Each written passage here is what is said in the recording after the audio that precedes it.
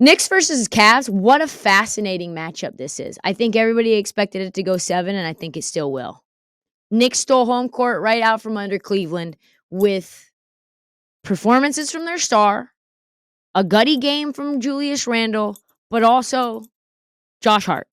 Josh Hart is so good on this team. That first round pick that they had to give up to get him is worth every single penny. First off, the takeaways that is just that Jalen Brunson and Josh Hart are like peas and carrots. Hart was 8 for 11 for 17. Brunson went off for 27. That's 44 for two guys in the backcourt that went to school together at Villanova. Like when you can get that, it's really hard to beat somebody when Hart is coming off the bench and giving you 15 plus. Jalen Brunson had the ball in his hands for the final minute, and there was some timely offensive rebounding that went into the books for a Knicks win. But listen, you also had a timely bucket from Josh Hart. They're not the most talented team, but boy, did they find a way to scheme to make Darius Garland uncomfortable.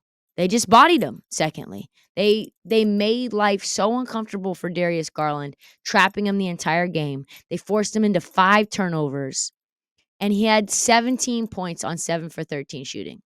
He was just a wounded duck. Just a wounded duck. Josh Hart, Emmanuel quickly, and Garland didn't put up a single shot in the second half. So I think the Cavs are going to have to figure out a way to fix that. They apparently say that they're going to be more physical in game 2 because Darius Garland said that the refs let him play a lot. However, the refs change game to game, folks. He said we need to hit first and see how the refs react instead of being punched in the face and just laying down. We're going to see how that turns out. The last takeaway is that Donovan Mitchell is worth every single cent. He is him. He single-handedly brought the Cavs back. Almost won them the game, too. They didn't have any business being in the game, but Donovan Mitchell had 38, 6 threes, and without him, I think the Cavs lose by 20. Well, without him, the Cavs aren't even there. Cavs are probably just a play-in team that just gets bounced. I think there's a good chance this series goes 7.